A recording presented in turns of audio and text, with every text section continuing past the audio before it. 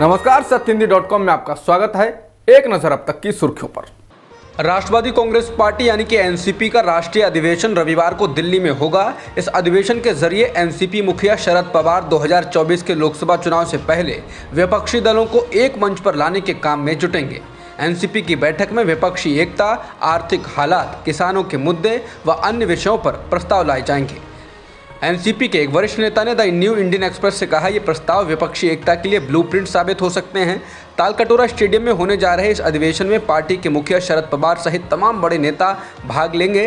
बता दें, जब से नीतीश कुमार विपक्ष के पाले में आए हैं तभी से 2024 के लोकसभा चुनाव की तैयारियों को लेकर चर्चाएं जोर पकड़ चुकी हैं, क्योंकि शरद पवार विपक्षी नेताओं में सबसे अनुभवी माने जाते हैं और पश्चिम बंगाल के मुख्यमंत्री ममता बनर्जी सहित शिवसेना का उद्धव ठाकरे गुट भी पवार के नेतृत्व की हिमायत करता रहा है। ऐसे में अगर शरद पवार 2024 के लोकसभा चुनाव से पहले विपक्षी एकता के लिए कदम बढ़ाते हैं तो निश्चित रूप से विपक्षी एकता की कवायद को बल मिलेगा।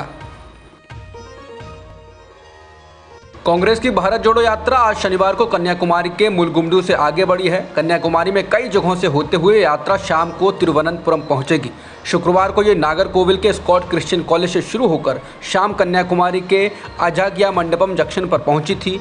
गुरुवार सुबह कन्याकुमारी के अगस्ती स्वरम से यह पदयात्रा शुरू हुई थी।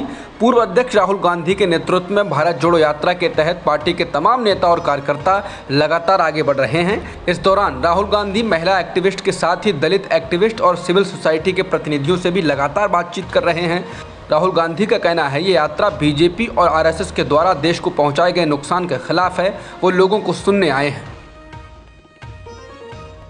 कांग्रेस अध्यक्ष को चुनाव को लेकर पार्टी के 5 सांसदों ने चुनाव कराने वाली अथॉरिटी को पत्र लिखा है। इस पत्र में अध्यक्ष का चुनाव पारदर्शी ढंग से होगा या नहीं, इसे लेकर चिंता जताई गई है। ये पत्र Congress central election authority chief Madhusudan मिस्त्री को 6 सितंबर को लिखा गया है।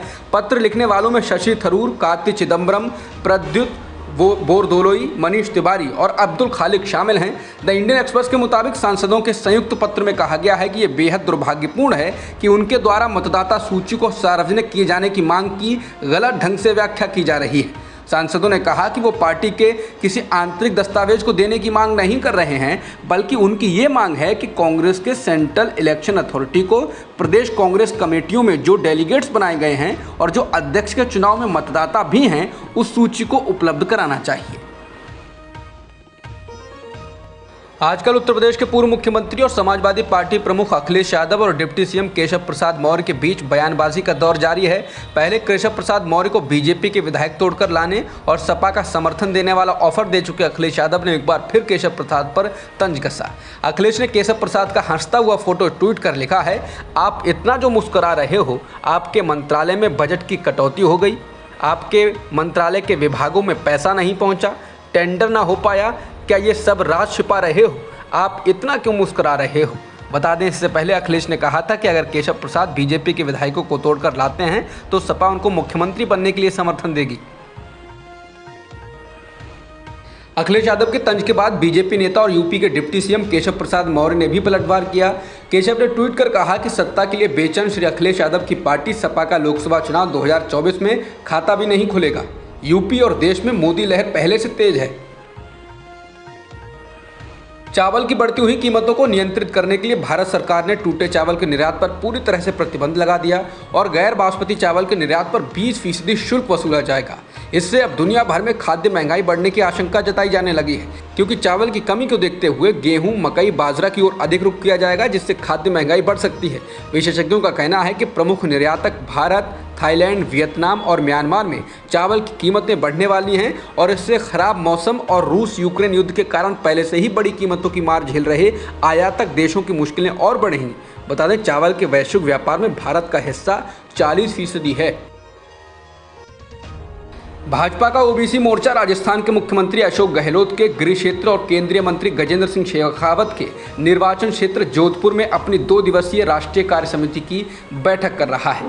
बैठक का उद्देश्य अगले साल होने वाले विधानसभा चुनाव से पहले राज्य में पार्टी के ओबीसी वोट बैंक को मजबूत करना है। कल शाम जैसलमेर पहुंचे गृह मंत्री अमित शाह सभा के दूसरे दिन या आज जोधपुर के एक होटल में महत्वपूर्ण बैठक के एक सत्र को संबोधित करेंगे। ओबीसी मोर्चा की बैठक के तुरंत बाद शाह जोधपुर के दशहरा मैदान में भाजपा के बूथ स्तर के कार्यकर्ताओं को भी संबोधित करेंगे। बता दें, भाजपा राज्य के पश्चिमी हिस्से में भी अपनी ताकत आजमाना चाहती है। ओबीसी माली समुदाय से ताल्लुक रखने वाले अशोक गहलोत की पश्चिमी राजस्थान में अच्छी खासी मौजूदगी है। सुप्रीम कोर्ट ने बिल्किस बानो केस में छोड़े गए 11 दोषियों को चुनौती देने वाली याचिका पर शुक्रवार को गुजरात सरकार से 2 हफ्ते के भीतर जवाब मांगा। ये नोटिस टीएमसी सांसद महुआ मोइत्रा की याचिका पर भेजा गया है। इसके अलावा अदालत ने दोषियों को भी जवाबी हलफनामा दायर करने के लिए 2 हफ्ते का समय दिया। इसके अलावा बेंच ने राज्य सरकार को छूट आदेश सहित सभी प्रासंगिक दस्तावेजों को पेश करने का निर्देश दिया। वहीं सुनवाई के दौरान जस्टिस रोहतगी ने याचिकाकर्ता के वकील कपिल सिब्बल से यह भी पूछा था कि सिर्फ इसलिए कि अपराध भयानक है। बता दें, टीएमसी सांसद महुआ मोइत्रा के अलावा सीपीएम नेता सुभाषनी अली, सामाजिक कार्यकर्ता रूपरेखा वर्मा, रेवती लाल ने भी दोषियों की रिहाई के खिलाफ याचिका दायर की। इस याचिका पर पहले ही नोटिस जारी किया जा चुका है। बता दें, गुजरात सरकार के द्वारा इन दोषियों को 15 अगस्त को रिहा किया गया था और उसके बाद से ही सरकार के फैसले की कड़ी आलोचना हो रही है। बिल्किस बानो के दुष्कर्मियों को सजा देने वाले जज ने भी दोषियों को रिहा करने के सरकार के फैसले पर सवाल उठाए थे। सेवानिवृत्त हो चुके जस्टिस यूडी साल्वी ने कहा था कि सरकार को दोषियों को दी गई सजा, उनके द्वारा किए गए अपराधों और पीड़िता के बारे में भी विचार करना चाहिए था। मुझे नहीं लगता कि इनमें से कुछ भी किया गया है। बजरंग दल और विश्व हिंदू परिषद के विरोध के बाद कॉमेडियन कुणाल कामरा का गुरुग्राम में होने वाला शो रद्द कर दिया गया। ये शो इसी सितंबर महीने की 17 से 18 तारीख में होने वाला था। वीएचपी और बजरंग दल ने हिंदू देवी देवताओं का अपमान करने का आरोप लगाते हुए उनके शो का विरोध करने की धमकी दी थी। शो रद्द होने को लेकर कुणाल कामरा ने तंज कसते हुए कहा कि वो हमारी संस्कृति का मजाक उड़ाता है जिसका हम दावा करते हैं। वो हमारे देवताओं का मजाक उड़ाता है जो हम सोचते हैं। शो रद्द होने को लेकर कुणाल कामरा ने तंज कसा है। कुणाल कामरा ने ट्वीट कर लिखा कि वो हमारी संस्कृति का मजाक उड़ाता है जिसका हम दावा करते हैं। वो हमारे देवताओं का मजाक उड़ाता है जो हम सोचते हैं। हमारे पास कोई सबूत नहीं है, लेकिन उसका शो हमारी शांति भंग करता है। हम में से 12 लोग नहीं चाहते कि शो हो और 500 ने इसे देखने के लिए टिकट लिया है।